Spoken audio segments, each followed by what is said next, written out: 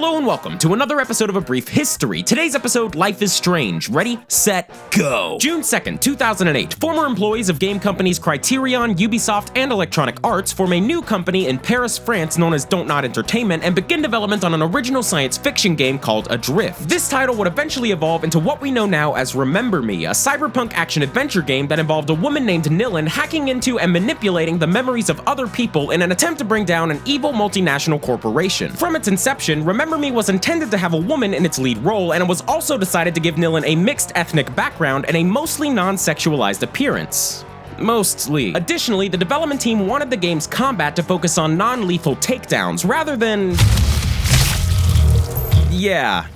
That. As a result, several of the publishers that Don't Nod approached refused to back the game, believing that a title starring a mixed-race woman who wasn't a serial killer wouldn't sell as well as one focused on another Eminem lookalike with guns instead of hands and a throat full of gravel. Eventually, in February of 2010, Sony agreed to fund and co-develop the title exclusively for the PlayStation 3, but creative disagreements quickly had them drop out of the project just a year later, whereupon Capcom stepped in and picked up funding for the game, which was released on June 3rd, 2013. However, despite decent reviews and a mostly warm critical reception to the protagonist Nilin, the game didn't exactly fly off store shelves. Seriously, for a while there, Don't Nod was on the edge of bankruptcy and had to completely restructure their company just to survive. Despite this, Don't Nod persevered and began development on a few new ideas, using public funding to scrape by while in the early stages of development. Eventually, they approached a few publishers with some new ideas for games, ranging from very large open-ended games to an episodic adventure game codenamed What If, centered around a pair of young women. Every publisher Don't Nod approached with their larger idea rejected it, though a few were more interested in the small and much more manageable What If. However, almost all of the executives at these publishers wanted Don't Nod to change the gender of at least one of the game's leads, something the developers outright refused to do. Only one, Square Enix, didn't question the decision and allowed them to develop the characters as they envisioned. And so, in April of 2013, Don't Nod partnered with Square Enix and began production of the new game, which was later retitled Life is Strange, which is a much better name if I'm being completely honest here. This game centered on the story of a girl named Max Caulfield, voiced by Hannah Tell, and her friendship with another girl named Chloe Price, voiced by Ashley Birch. No one should be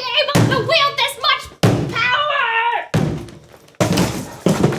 The gameplay of Life is Strange took heavy inspiration from other graphic adventures of the time, including big titles like Telltale's The Walking Dead and Quantic Dream's Heavy Rain, as well as some smaller indie titles, most notably Gone Home. So you walk around, talk to people, make choices that affect later parts of the story, and do some occasional puzzle solving. However, unlike the games of Telltale and Quantic Dream, Life is Strange featured unlimited time to make choices, zero QuickTime events, and none of this.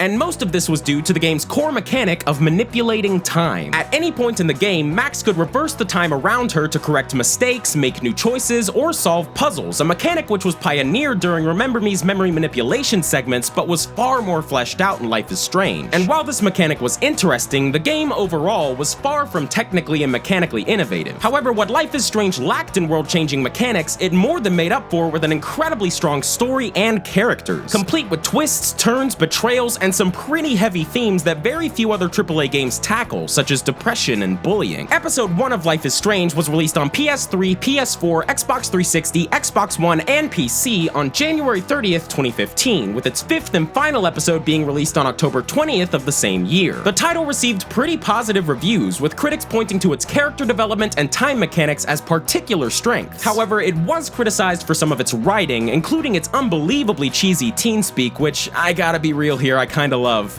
Man, are you serial? Now you're totally stuck in the retro zone. Sad face. Now, let's talk business. I got nothing for you. Wrong.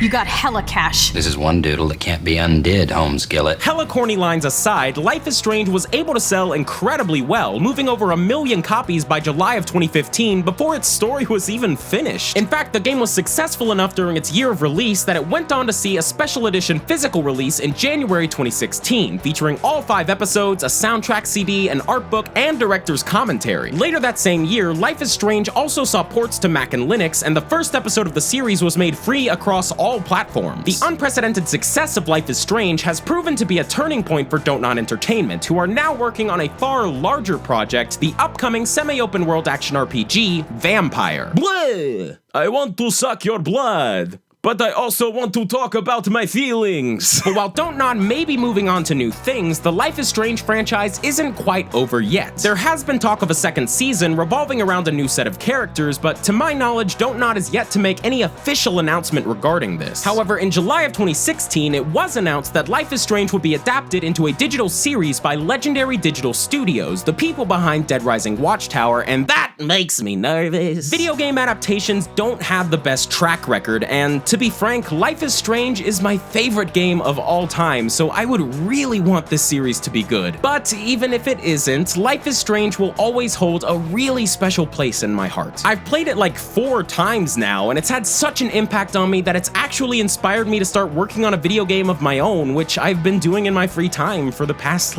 year. Between its gripping story, engrossing nostalgic atmosphere, and unique take on adventure game mechanics, Life is Strange just came out of the gate, establishing itself as something special and unique. The developers at Don't Nod had a clear vision of what they wanted to do, and not once did they bend to the will of the publishers who wanted them to change or water down that vision. And as a result of this, Life is Strange has become one of the standout games of its genre, gaining a dedicated fan following helped along by the wealth of gamers who either streamed or did Let's Plays of the game on YouTube. Watch them cry. Watch them cry. It might not be the most groundbreaking or best-selling game of the last few years, but it is certainly an experience unlike any other that has worked its way into the hearts of many, many gamers. And it stands as a testament to what can be accomplished in the game industry when a developer is allowed to explore genres, themes, and stories beyond just what the focus groups and executives say are popular. And hopefully, games like Life is Strange will help set a new precedent for many great and hella original games to come. Thanks for watching, guys. DFTBA. Hey guys, thank you so much for watching my Life is Strange brief history. I hope you liked it, and if you'd like to learn about one of my other favorite games of all time, you can check out my episode all about The Last of Us. Get a bit of a refresher now that the sequel's been announced. Or if you'd rather learn about the origins of graphic adventure games like Life is Strange, you can check out the episode I did with Dan Avedon of the Game Grumps about King's Quest. I'm really proud of both of these episodes, so check them out if you'd like. And until next time, guys, play Remember Me, if you want. It's a super underrated game. I mean, I liked it.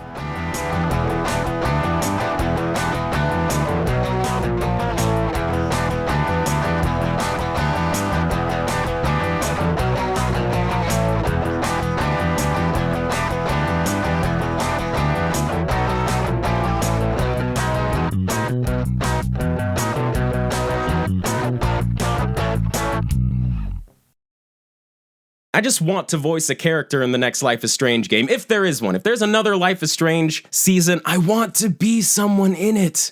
I want to voice a person. I could be a guy walking in the background who says, "Hey, get out of my way," and that'd be fine. I just want to be in a Life is Strange game.